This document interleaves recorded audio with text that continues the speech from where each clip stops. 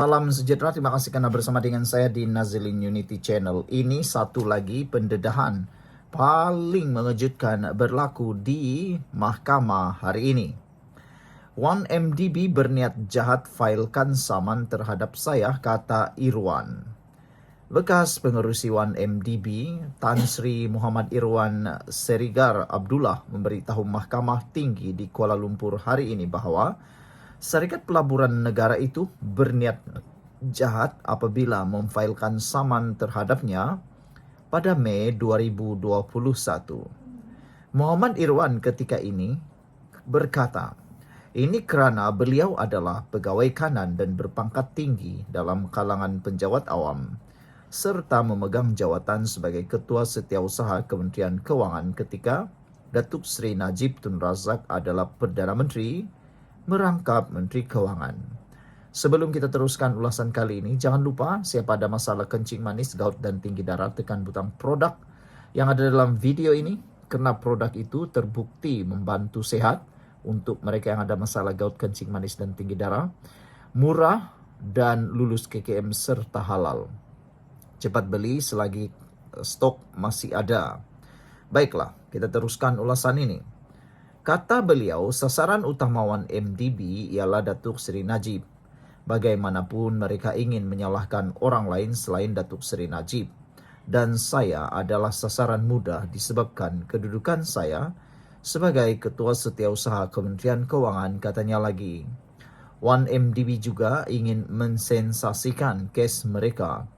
Dengan secara palsu mendakwa saya telah bersubhat dengan Datuk Seri Najib dan salah laku beliau serta saya telah bersekongkol atau berkomplot dengan Datuk Seri Najib kerana gagal memikul tugas dan tanggungjawab saya untuk mengambil langkah sewajarnya bagi menyiasat pelaku terbabit, katanya. Beliau berkata demikian dalam penyataan saksi ketika memberi keterangan selaku defendant kedua pada pendengaran saman US dollar 6.56959 bilion yang difailkan 1MDB terhadap beliau dan bekas ketua pegawai eksekutif 1MDB Arul Kanda Kandasamy atas dakwaan pecah amanah serta konspirasi. Bekas Ketua Setiausaha Perbendaharaan itu berkata tindakan memfailkan saman tersebut membuktikan ia adalah pendakwaan terpilih dan dilakukan untuk memburukkan namanya. Muhammad Irwan berkata ianya jelas kerana beliau telah meletak jawatan pada tahun 2018 dan saman itu hanya difailkan terhadapnya 3 tahun kemudian pada 2021, iaitu apabila kerajaan bertukar selepas pilihan raya umum ke-14. Beliau berkata, dari Mei 2018 hingga Mei 2021, tidak ada tuntutan dikeluarkan terhadapnya dan tidak diminta menjawab sebarang dakwaan atau diberikan peluang untuk menjelaskan isu yang lambat dibangkitkan terhadapnya. Tingkah laku mereka yang berniat jahat terus terbukti apabila mereka memfailkan saman ini atas dakwaan melanggar tanggungjawab sebagai ahli lembaga pengarah namun memilih untuk tidak melibatkan orang lain iaitu Datuk Kamal Muhammad Ali serta Datuk Seri Nur Azman Ayub meskipun mereka tahu bahawa semua keputusan dibuat secara kolektif. Muhammad Irwan berkata susulan saman itu beliau kehilangan reputasi manakala kredibilitinya telah tercemar. Saya telah menjadi bahan ejekan dan terpaksa mempertahankan diri. Akibatnya amat sukar untuk saya terus memegang jawatan pengarah tertentu kerana orang ramai berasa ragu-ragu dan mengambil sikap berhati-hati terhadap dakwaan yang dilemparkan ke atas saya. Selain itu, saya terpaksa mengeluarkan wang untuk membiayai kos perundangan bagi melantik peguam, katanya. Perbicaraan di hadapan Hakim Datuk Raja Ahmad Mohzanuddin Shah Raja Mohzan bersambung pada 19 Mei ini.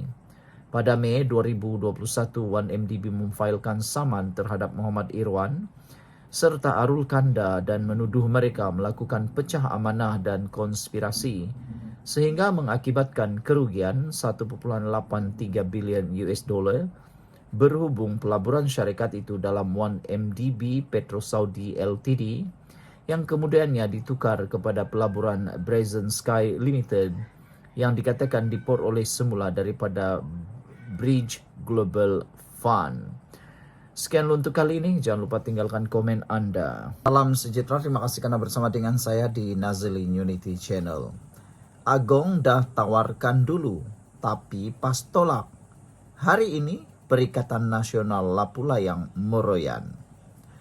Perikatan Nasional PN dilihat meroyan, mahu menubuhkan kerajaan walaupun pernah menolak peluang membentuk kerajaan selepas PRU 15 apabila dititahkan oleh Yang di-Pertuan Agong. Malah, Timbalan Presiden Bersatu Hamzah Zainuddin berkata, partinya terbuka untuk bekerjasama dengan UMNO selain mengaitkan institusi diraja untuk berperanan menyatukan Parti Melayu. Namun pada tahun 2022, selepas keputusan PRU 15 menyaksikan parlimen tergantung, Yang di-Pertuan Agong ketika itu Al-Sultan Abdullah Riyatuddin Al-Mustafa Billah Shah telah membuka ruang untuk gabungan politik termasuk PAS dan Perikatan Nasional menyertai kerajaan perpaduan demi kestabilan negara. Namun, PAS waktu itu sombong memilih untuk menolak cadangan Seri Paduka Baginda dengan alasan enggan bekerjasama dengan Pakatan Harapan PH. Pada masa ini, setelah kerajaan perpaduan diterajui Perdana Menteri, Datuk Seri Anwar Ibrahim berfungsi dengan mandat yang sah dan sokongan majoriti Dewan Rakyat, Perikatan Nasional pula seolah-olah tidak sabar mahu menggulingkan kerajaan. Perikatan Nasional memainkan sentimen kaum dan naratif kononnya kerajaan Madani hari ini tidak stabil, meskipun telah mendapat keabsahan parlimen dan perkenan Yang di-Pertuan Agong. Walaupun kerajaan perpaduan realitinya terbentuk hasil gabungan 18 parti yang berbeza, Perikatan Nasional terus menjajah naratif UMDAP sebagai helah meraih sokongan masyarakat Melayu. Logik UMDAP daripada PN juga adalah ke laut, memandangkan gabungan UMNO dan DAP hanya berjumlah sekitar 70 kerusi. Sedangkan fakta sudah jelas menunjukkan kerajaan perpaduan pada masa ini mempunyai 153 kerusi. Ketika kerajaan perpaduan terus memacu agenda ekonomi, pelaburan dan kestabilan sosial, pembangkang cenderung mengheret negara ke kancah ketidaktentuan demi kepentingan politik sempit mereka. Pembangkang dengan kepimpinannya terutama Bersatu yang kini tertekan dengan isu dalaman, pendakwaan pemimpin dan kekangan dana terus gagal memainkan peranan semak dan imbang secara konstruktif. PAS juga yang seperti pelacur turut membuka mulut kononnya menerima dan terbuka untuk bekerjasama dengan UMNO, walaupun kerajaan perpaduan masih mempunyai lebih separuh penggal untuk melaksanakan dasar dan agenda reformasi demi negara. Saudara-saudara sekalian, ini satu pendedahan yang sangat baik untuk kita semua. Rupa-rupanya PAS macam sudah lupa, Perikatan Nasional pun macam sudah lupa bahwa satu ketika dulu mereka sudah pernah jadi kerajaan, bahkan ada peluang membentuk kerajaan. Tetapi mereka menolak tawaran tersebut mentah-mentah. Dengan sombongnya mereka menolak. Jadi sekarang layanlah diri sendiri dengan cara meroyan, kata netizen. Sekian dulu untuk kali ini. Jangan lupa tinggalkan komen Anda. Salam sejahtera. Terima kasih karena bersama dengan saya di Nazilin Unity Channel. Ini keputusan terkini untuk perbicaraan 1MDB membabitkan Najib Tun Razak. Akhirnya hari ini selepas 26 saksi dipanggil, pembelaan Najib tutup kes. Pihak pembelaan Datuk Seri Najib Tun Razak dalam kes penyelewengan membabitkan 2.3 bilion dana 1MDB menutup kesnya hari ini selepas memanggil 26 saksi. Peguam Tan Sri Muhammad Safi Abdullah yang mewakili bekas Perdana Menteri itu memaklumkan perkara tersebut kepada Hakim Mahkamah Tinggi Datuk Colin Lawrence Sequeira selepas memanggil saksi terakhirnya, iaitu pakar forensik dokumen T.U. Kam. Yang Arif, kami secara rasmi menutup kes selepas memanggil saksi ke-26 hari ini.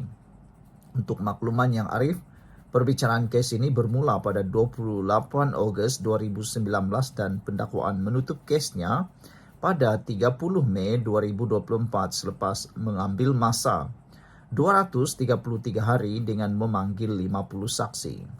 Pada 30 Oktober 2024, Mahkamah telah memerintahkan Datuk Seri Najib untuk membela diri dengan prosiding permulaan bermula pada hari 2 Disember 2024 dan berakhir hari ini, iaitu 6 Mei 2025 yang memakan masa selama 58 hari selepas memanggil 26 saksi, katanya. Sequeira kemudian menetapkan 30 September depan untuk kedua-dua pihak menyerahkan hujahan bertulis dan menyerahkan 9 hari mulai 21 Oktober untuk mendengar hujahan. Saudara-saudara sekalian, ini keputusan yang memang ditunggu-tunggu oleh ramai rakyat Malaysia. Terdahulu sebelum itu, ada beberapa isu yang berkaitan dengan hal ini. Roger Ng beritahu mahkamah juga bahawa beliau mengenali Jolo sejak penubuhan TIA pada 2009. Mahkamah memutuskan Roger Ng layak beri keterangan dalam kes Najib. Sebelum kita teruskan ulasan kali ini, jangan lupa tinggalkan komen anda, tekan butang subscribe, dan siapa yang ada masalah gaut, kencing manis dan tinggi darah, sila tekan butang produk yang ada dalam video ini untuk mendapatkan produk yang murah, berkesan dan lulus KKM juga halal. Beberapa hari yang lepas, pada 23 April, Mahkamah telah memutuskan bahawa Roger Ng layak untuk memberi keterangan dalam kes Najib. Mahkamah Tinggi di Putrajaya hari ini memutuskan bekas pegawai Bank Goldman Sachs Roger Ng Chong Wah boleh tampil sebagai saksi dan memberi keterangan pada perbicaraan Datuk Seri Najib Tun Razak berkaitan 1MDB.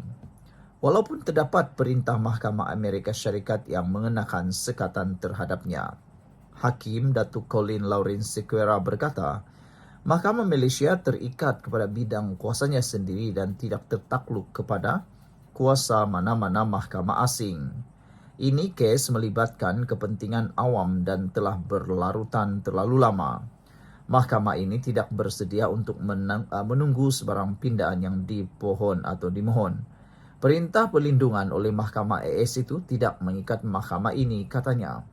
Hakim itu berkata beliau tidak akan menunggu Peguam Ng untuk memohon kepada Mahkamah AS untuk meminda perintah perlindungan tersebut bagi membolehkan Ng memberikan keterangan dalam perbicaraan 1MDB di Putrajaya. Peguam Utama Najib, Tan Sri Muhammad Safi Abdullah, kemudiannya memohon penangguhan selama setengah jam untuk menemu bual Ng. Permohonan itu dibenarkan oleh hakim dan perbicaraan ditangguhkan seketika. Terdahulu Peguam Ng Datuk Tan Hock Chua berkata, anak guamnya tertakluk kepada perintah perlindungan yang dikeluarkan Mahkamah Daerah Timur New York melarangnya ditemu bual atau memberi keterangan di Mahkamah Malaysia. Jika dipaksa untuk ditemu bual atau memberi keterangan di bawah perintah perlindungan semasa, Peguam Negara AS telah menasihatkan bahawa Roger berhadapan dengan risiko, liability jenayah dan kemungkinan sekatan catatan. Sebagai respon, Muhammad Safi berkata mahkamah boleh menggunakan Seksyen 132 Akta Keterangan yang Ng perlu menjawab soalan dikemukakan dan beliau tidak boleh dikenakan tindakan jenayah kerana kenyataan tersebut. Sekian untuk kali ini. Jangan lupa tinggalkan komen anda, tekan butang subscribe. Bye-bye.